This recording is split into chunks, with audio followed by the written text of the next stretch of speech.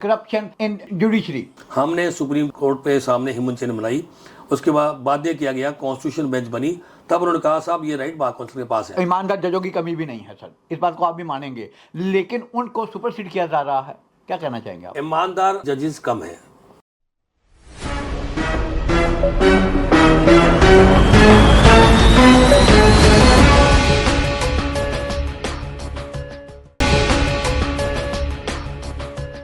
Sir आपकी एक image एक फाइटर के रूप में रही है, एक स्ट्रॉन्ग लीडरशिप के रूप में कही है। आप भी कहते हैं, बाकी लोग भी कहते हैं कि करप्शन इन जुडिशरी, इस बात को आप कैसे टैकल करेंगे? क्या आपके पास कोई ऐसी चीज है जिससे कि ये जो प्रॉब्लम है इसको टैकल किया जाए? How you will solve this?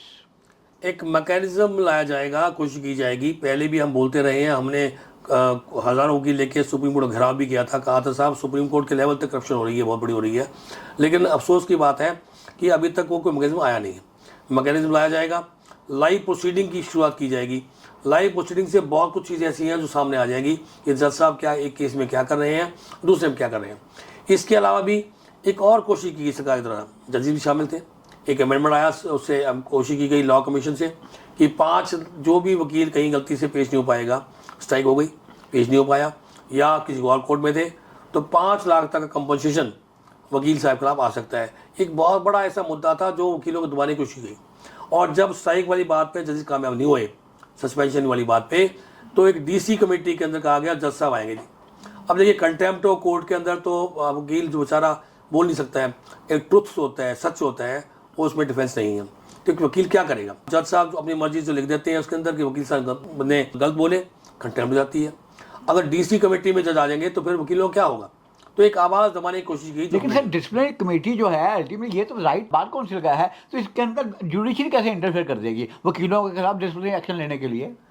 देखिए ओवर द टाइम ये कोशिश की गई, पहले जब की गई थी, जब वीसी मिश्रा साहब थे, इलाहाबाद हाई कोर्ट के प्रेसिडेंट थे, बीसीआई चेयरमैन थे, उनका लाइसेंस ख़त्म किया गया कंटेम्प्ट के अंदर।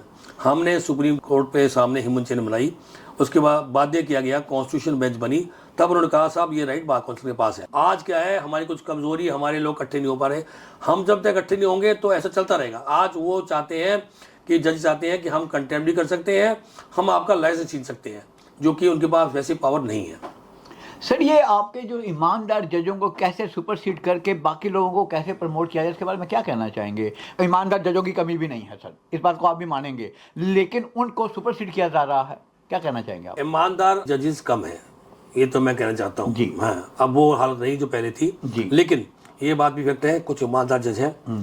ईमानदार जजों की जो होना चाहिए, जिनको मिलना चाहिए, मिल नहीं रहा है। अफसोस की बात है, पहले तो हम लोग स्ट्राइक कर देते थे, सुपर सेशन के खिलाफ एक आवाज़ उठती थी और जजों को, हाई कोर्ट को, सुप्रीम कोर्ट को और सरकार को बाध्य करते थे कि साहब इस जज को आप बनाइए, जो पहले हुआ।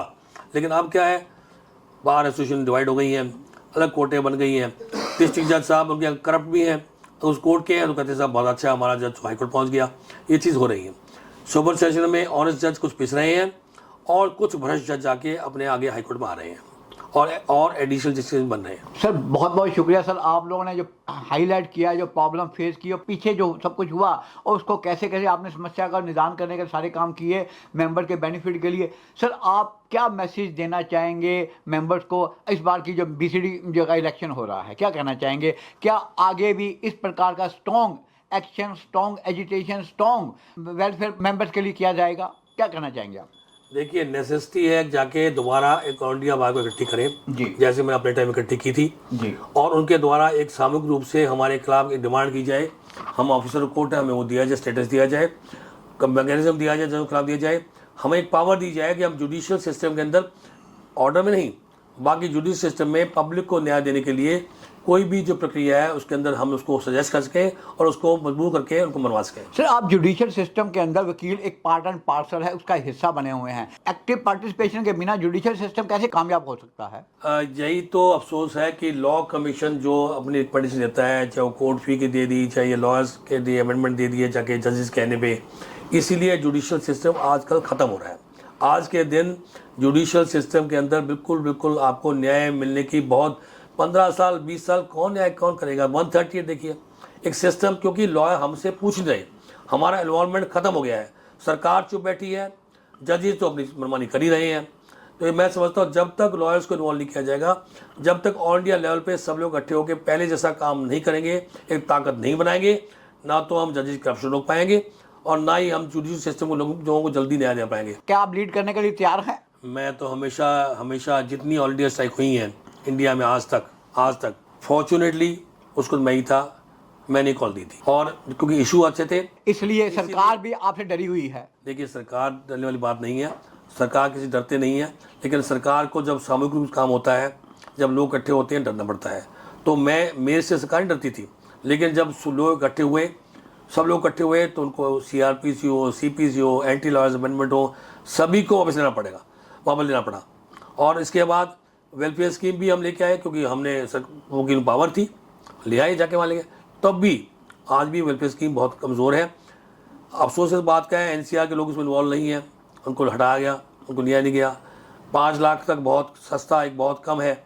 अब जो BJP गवर्नमेंट है बनी है, इलेक्शन से पहले इन्होंने अपने मैनिफेस्टो में कहा था कि साहब हम 10 लाख तक आपको मेडिकल इंश्योरेंस देंगे, हम NCR को इंक्लूड करेंगे। इसके लिए भी हम जाके सरकार से बात करेंगे और इसको लेके आएंगे। तो इससे क्या थोड़ी सी मजबूती मिलेगी मेंबर्स के बेनिफिट के लिए? नेचुरली हमारा काम, बार काउंसिल का काम तो मेंबर्स के लिए फ़ायदे की बात करना ही है। जहाँ जहाँ वकीलों की फ़ायदे की बात होगी, जहाँ जहाँ उनकी प्रॉब्लम है उसको डील करना, और जहाँ जहाँ उनका वेलफेयर हो सकता है किया जाए। इससे प्रोटेक्शन एक्ट भी हमारा बहुत ज़रूरी है, जबकि हम पार्लियामेंट ने हमें स्टेटस ऑफिसर कोड दे रखा है। प्रोटेक्शन एक्ट तो आना चाहिए। ये हमारी डिमांड नहीं है, ये सरकार की मजबूरी होनी चाहिए कि हमें जो पावर दी है उस पावर को लेके हमें वो जाके प्रोटेक्शन एक्ट दें। Thank you very much sir, so nice of you.